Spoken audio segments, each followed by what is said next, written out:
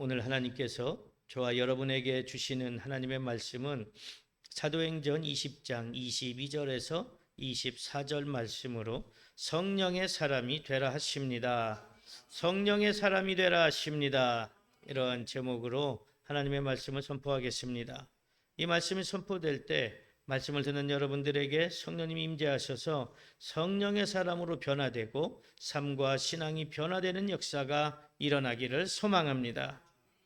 사랑하는 성도 여러분, 오늘 성령의 감동으로 기록된 본문 말씀을 통하여 하나님께서는 저와 여러분에게 성령의 사람이 되라 하시면서 두 가지로 은혜의 말씀을 주십니다.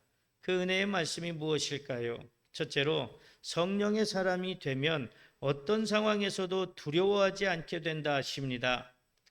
오늘 성경 본문 말씀 사도행전 20장 22절에서 23절에 이렇게 말씀하십니다. 보라, 이제 나는 성령에 매여 예루살렘으로 가는데 거기서 무슨 일을 당할는지 알지 못하노라. 오직 성령이 각 성에서 내게 증언하여 결박과 환난이 나를 기다린다 하시나. 아멘.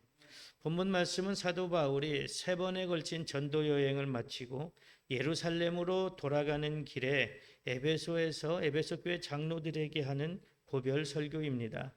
이 고별 설교에서 바울은 자신에게 주신 복음 전파의 사명을 마쳐야 하는 것과 고난과 죽음이 기다리고 있음을 말하고 있습니다. 그러면서 바울은 자신이 예루살렘으로 돌아가는 것이 주님의 뜻이고 자신은 그곳에서 무슨 일을 당할지 모르지만 성령님은 자신이 결박과 환난을 당할 것을 말씀하신다고 말하고 있습니다. 이렇게 바울이 예루살렘으로 가는 것은 성령의 뜻이었습니다. 그리고 바울은 성령의 뜻에 순종하고 있습니다. 바울은 본문 말씀에서 성령에 매여 예루살렘으로 간다고 하는데 성령에 매였다는 것은 내 의지, 내 뜻대로가 아니라 성령님께서 시키시는 대로 순종한다는 것입니다. 즉 성령의 사람이 되었다는 것입니다. 바울은 사울이었을 때 예수 믿는 사람을 잡으러 다메섹으로 가다가 부활하신 예수님을 만나고 그 후 바울이 되어 예수 그리스도의 복음을 전하는 사도가 되었습니다. 바울은 예수님을 만남으로 인생의 방향이 바뀌었습니다. 그때부터 성령께 매인 성령의 사람이 되었습니다. 사람은 누구나 자기 생각이 있습니다. 자기 고집이 있습니다. 그래서 누구에게 간섭받는 것을 싫어하고 또 묶임당하는 것도 싫어합니다. 세상적으로 보면 묶인다는 게 좋은 일로 묶이는 것은 아닙니다. 보통 묶이는 사람은 죄 지은 사람입니다. 그래서 포승줄로 묶여서 도망가지 못하게 하고 감옥에 가두어서 마음대로 행동하지 못하게 간섭합니다. 하지만 성령께 묶이는 것은 성령의 사람이 되는 것이고 그리스도인으로서 당연한 것이고 수치스러운 것이 아니라 영광스러운 것입니다. 바울은 부활하신 예수님을 만나서 영광스러운 성령의 사람이 되었습니다. 그러나 바울의 삶은 강요에 의한 것은 아니었습니다. 바울 스스로가 선택한 것입니다. 하나님은 우리 인간들에게 자유의지를 주셔서 누구든지 스스로 생각하고 스스로 판단하고 선택할 수 있게 하셨습니다. 내가 스스로 생각하고 판단해서 하는 일은 즐겁습니다. 하지만 억지로 하는 일은 죽기보다 싫습니다. 바울이 예수 그리스도의 복음을 전하는 사명을 감당하면서 항상 기쁘고 감사함으로 감당할 수 있었던 것은 바울이 성령께 매인 성령의 사람이었기 때문입니다. 그래서 바울은 성령님께서 시키는 대로 순종했고 때로는 자신의 뜻과 성령님의 뜻이 맞지 않아도 기쁨으로 순종할 수 있었습니다. 우리의 죄를 대신해서 죽으실 예수님은 하나님의 뜻에 따라 하늘 보좌를 버리고 이 땅에 인간의 모습으로 오셨습니다. 예수님은 다른 사람들과는 다르게 성령으로 잉태되셨고 공생애를 시작하실 때는 성령에 이끌려 광야에서 시험도 받으셨습니다. 그리고 하나님께서는 예수님께 성령과 능력을 기름 붓듯이 하시고 항상 함께 하셔서 능력을 행하며 구원의 사역을 감당하고 천국 복음을 전하게 하셨습니다.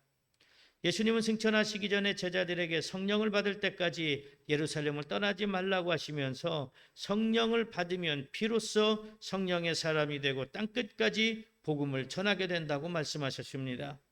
사도행전 10장 38절에 이렇게 말씀하십니다. 하나님이 나사렛 예수에게 성령과 능력을 기름 붓듯 하셨음에 그가 두루 다니시며 선한 일을 행하시고 마귀에게 눌린 모든 사람을 고치셨으니 이는 하나님이 함께 하셨음이라. 아멘.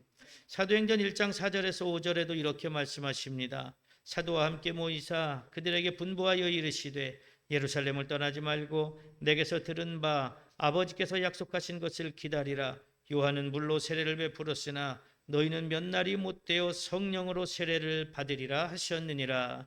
아멘. 성경은 계속해서 사도행전 1장 8절에 이렇게 말씀하십니다. 오직 성령이 너희에게 임하시면 너희가 권능을 받고 예루살렘과 온 유대와 사마리아와 땅끝까지 이르러 내 증인이 되리라 하시니라. 아멘. 성령을 받는 것은 성령께 매이는 것이고 성령의 사람이 되는 것입니다. 그리고 궁극적으로 하나님께 매이는 것입니다. 그래서 하나님께서도 예수님께 성령을 부어주셨고 예수님도 제자들에게 성령을 받으라고 하셨습니다.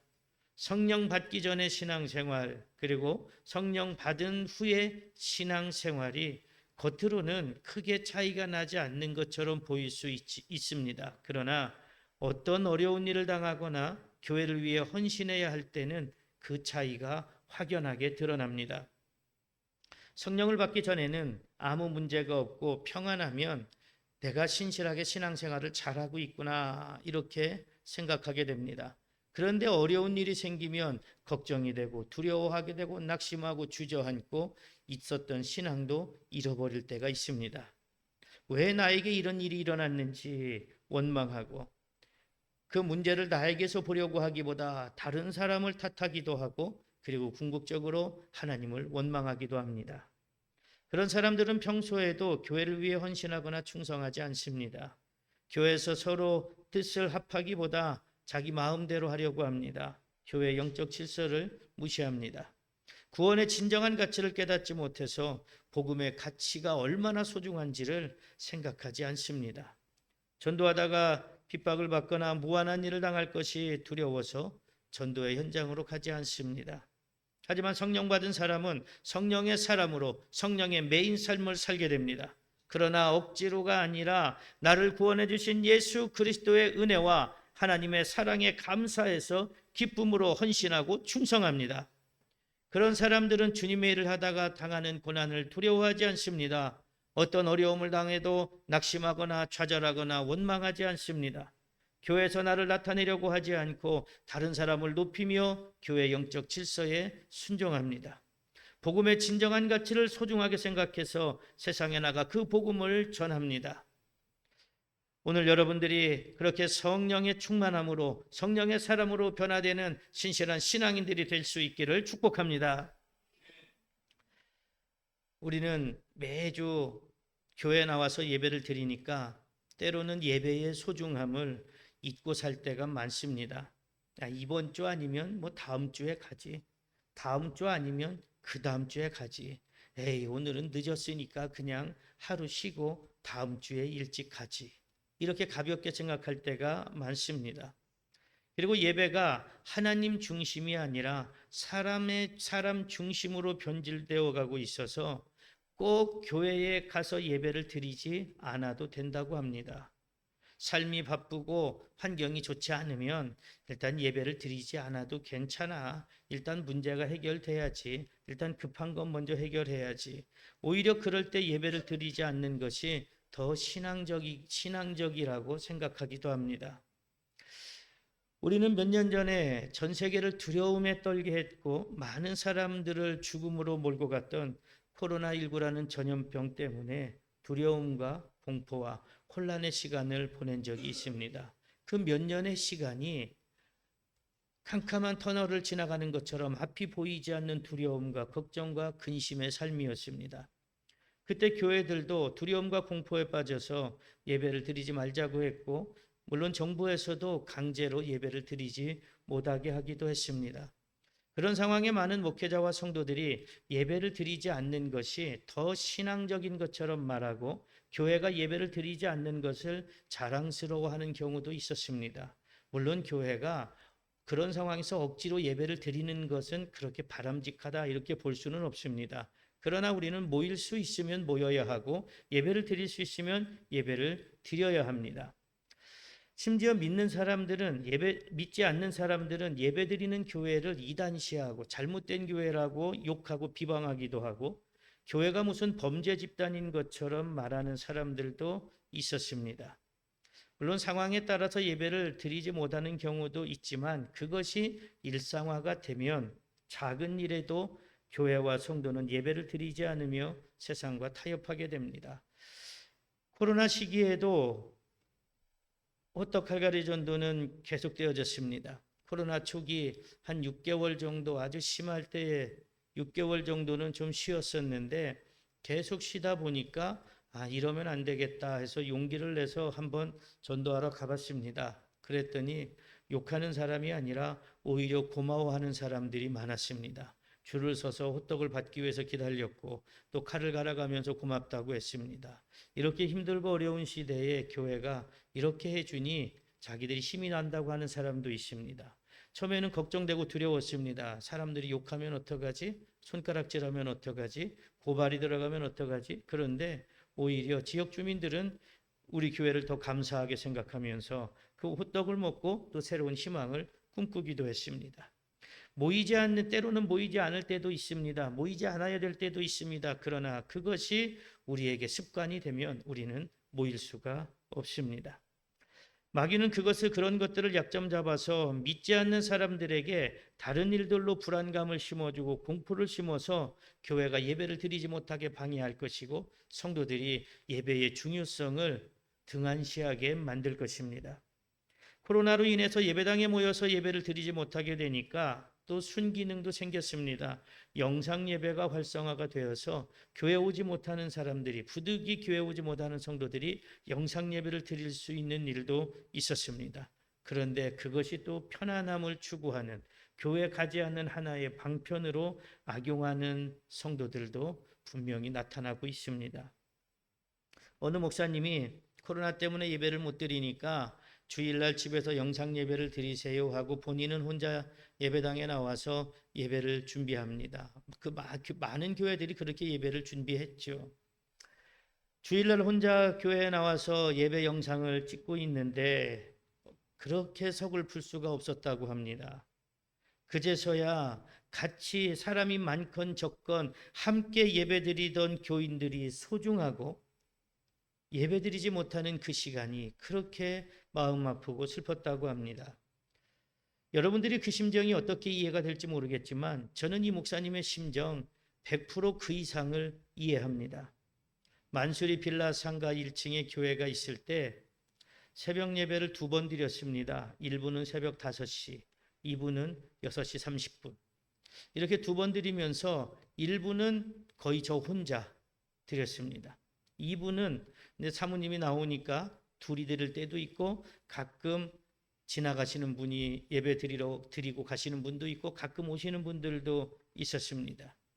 어떤 목사님들이 저한테 이렇게 물어봅니다. 2번 하면 사람들이 와요? 안 옵니다. 안 와도 드립니다. 그런데 새벽에는 혼자 드려도 괜찮더라고요. 어차피 제 마음에 새벽에 올 사람은 없어. 그러니까 오히려 저도 좀 마음이 편했습니다. 그런데 간혹 수요일 저녁 예배를 혼자 드려야 할 때가 몇 번 있었습니다. 그런데 그때는 그렇게 서글플 수가 없습니다. 마음에 누구라도 오면 어떡하지? 분명히 설교하고 있는데 밖에서 설교 소리가 들리는데 누구라도 오면 어떡하지? 아무도 안 왔으면 좋겠다라는 생각이 제 마음에 들기도 합니다. 그러다가 어느 날 어떤 여자분이 문을 열고 들어오는데 둘이 눈이 마주쳤습니다. 깜짝 놀랐습니다. 올 사람이 없는데 사람이 오니까 놀랬고 밖에서 설교 소리가 들리는데 목사님 혼자 있으니까 놀라고 저는 반갑기보다 저 사람이 왜 왔지? 하는 그런 생각이 더 앞섰습니다. 제 자신이 그렇게 초라해 보일 수가 없고 서글퍼서 눈물이 날 지경이었습니다. 힘은 빠집니다. 무기력해집니다. 의욕도 잃어갑니다. 사람도 없는데 예배드려서 뭐 하지? 내가 지금 혼자 뭐 하고 있는 건가? 이런 생각이 들기도 합니다. 그럴 때마다 제가 설교 전문학교 다닐 때 우리 교수님이 하신 말씀이 항상 생각났습니다. 설교는 사람 앞에서 하는 것이 아닙니다. 하나님 앞에서 하는 것입니다. 그 말씀 한마디가 저를 일으켜 세웠습니다. 이렇게 사람들을 두렵게 하고 공포에 떨게 하는 전염병, 아니면은 교인들이 없어서 함께 예배드리지 못하고 목사 혼자 예배 드려야 하는 상황들이 사람을 초라하게 만들고 낙심하게 만들고, 때로는 그 상황이 공포로 다가오기도 하고 좌절과 절망으로 짓누르기도 합니다. 뿐만 아니라 인생을 살면서 여러 환경의 문제, 건강의 문제, 원치 않는 환난 등으로 삶의 두려움과 공포가 밀려올 때가 있습니다. 그러나 이럴 때일수록 두려워하지 말아야 합니다. 걱정하며 낙심하지 말아야 합니다. 오히려 하나님께 더 부르짖어 기도해야 합니다. 성령 충만을 받아야 합니다. 권능을 받고 나를 짓누르는 두려움과 공포를 나사렛 예수 그리스도의 이름으로 대적하고 물리쳐야 합니다. 그러므로 삶의 문제, 환난, 걱정, 근심, 두려움이 올 때가 어느 때보다 더욱 단단하게 성령의 매인 사람이 되어 신앙을 지키며 예배의 자리를 지켜야 할 때입니다. 사랑하는 성도 여러분, 세상의 환경 때문에 두려워하고 계시지는 않습니까?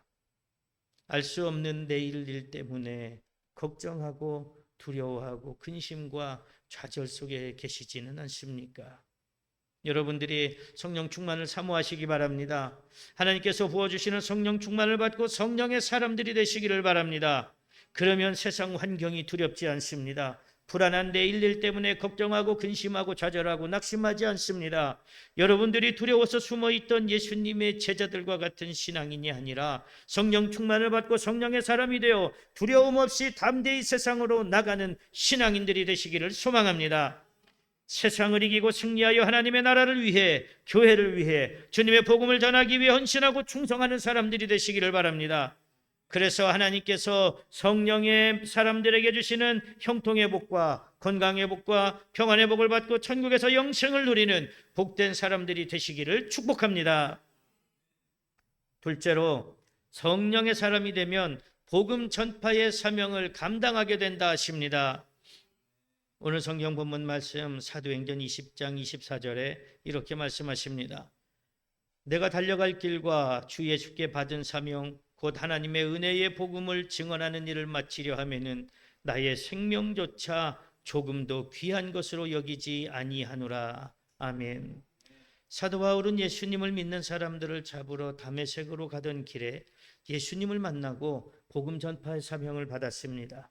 그리고 바울은 지금까지 그 사명을 감당하며 쉬지 않고 달려왔습니다. 이제 고난이 기다리고 있음을 알면서도 자신이 받은 사명의 길을 마치기 위해 예루살렘으로 가고 있습니다.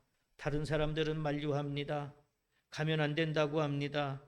밧줄에 묶여서 끌려간다고 합니다. 그러나 사도 바울은 그 길이 내 길이라고 합니다.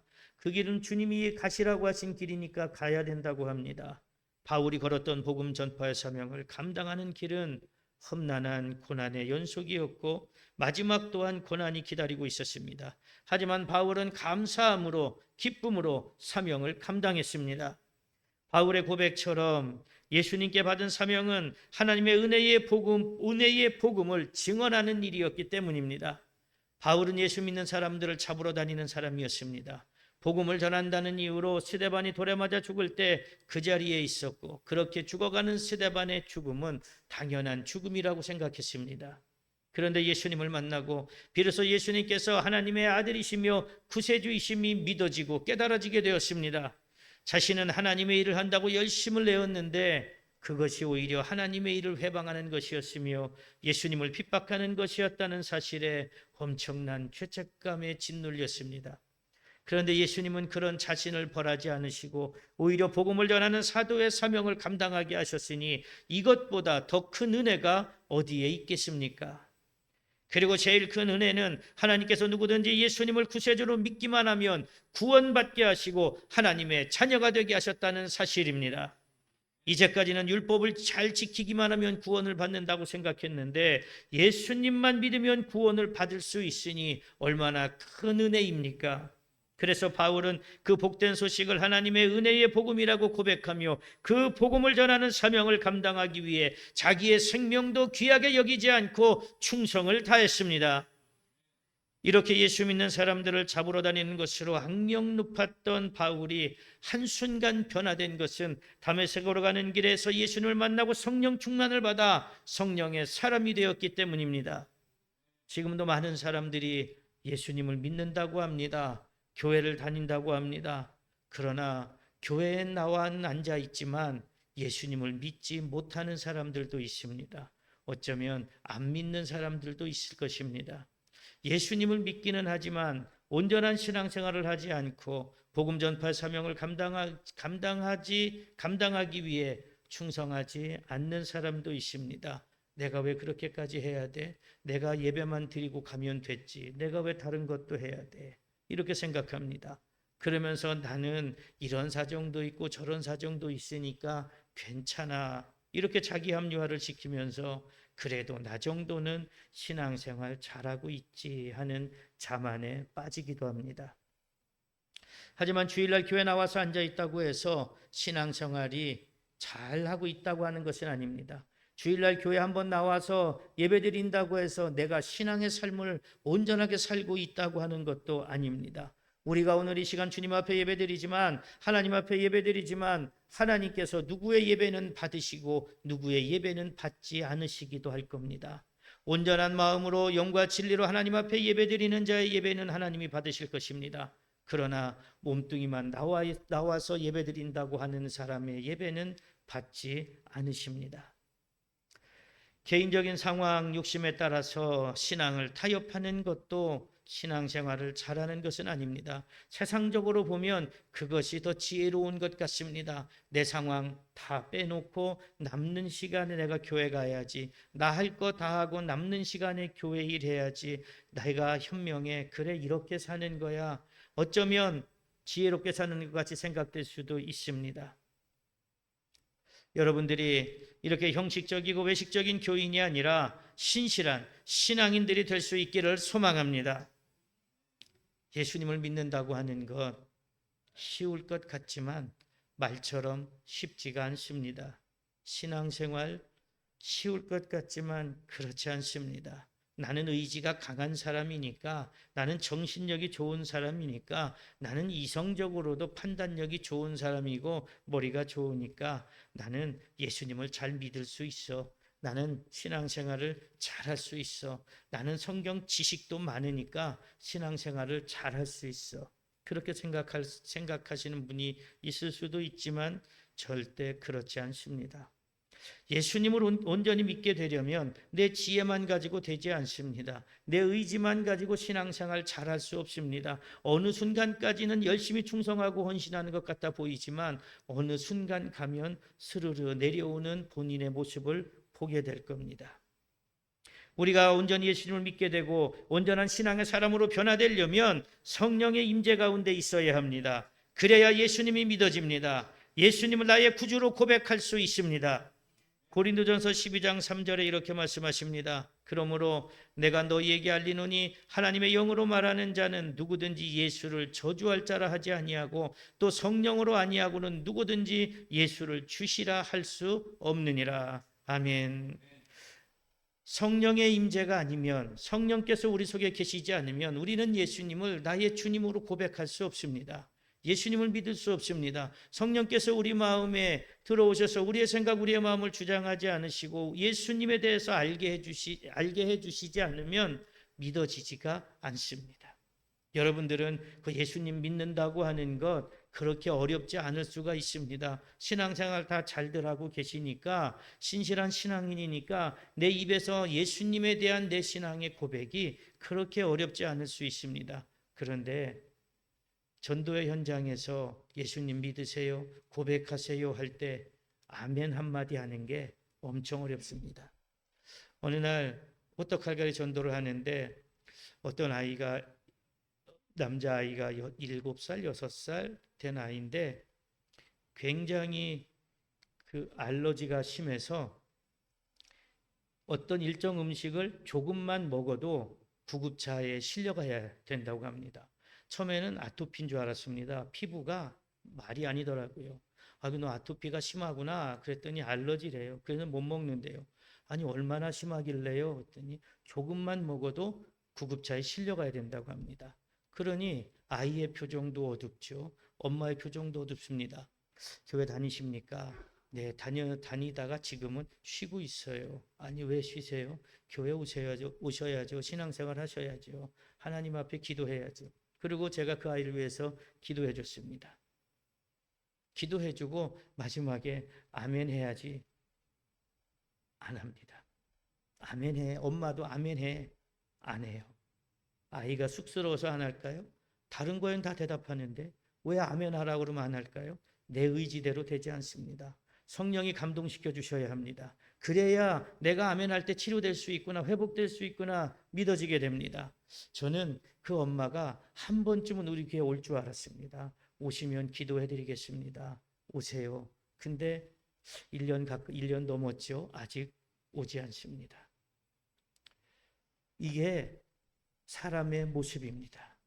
내 의지대로는, 내 생각은 그래 하나님 앞에 매달려야지 하지만 여러 가지 상황 때문에 에휴 다음에 가지 교회 간다고 낫겠어? 이게 사람의 생각입니다. 사람의 생각으로는 예수님을 주라고 고백할 수 없습니다. 성령께서 우리 속에 들어와 계셔야 예수님을 주님으로 고백할 수 있습니다. 그러나 성령의 임재만으로 우리가 성령의 사람으로 변화되는 것은 아닙니다. 예수님께서 제자들과 함께 빌립보 가이사랴 지방에 이르렀을 때 제자들에게 묻습니다. 얘들아, 사람들이 나를 누구라고 하느냐? 더러는 엘리야, 더러는 누구라고 합니다. 그러니까 베드로가 이렇게 이야기합니다. 주는 그리스도시요 살아계신 하나님의 아들이십니다. 얼마나 놀라운 고백입니까? 이 고백을 들으신 예수님께서는 그것을 알게 하신 이는 하늘에 계신 하나님이시라고 하셨습니다. 즉 다시 말하면 하나님이 부어주시는 성령의 임재로 네가 나를 고백했다 이 말입니다. 그런데 그 베드로가 어떻게 됩니까? 그렇게 놀라운 고백을 했지만 불과 얼마 지나지 않아서 예수님이 잡히시니까 예수님을 모른다고 3번이나 부인하며 저주했습니다. 예수님을 믿고 교회에 나오면 그때가 초기적 구원입니다.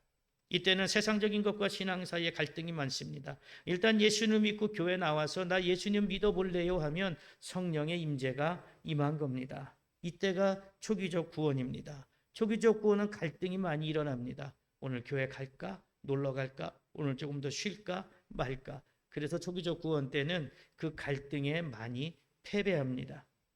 베드로의 경우도 그렇고 다른 제자들의 경우도 그랬습니다. 그래서 그들은 예수님이 잡히시자 무서워서 숨고 도망가고 모른다고 했습니다.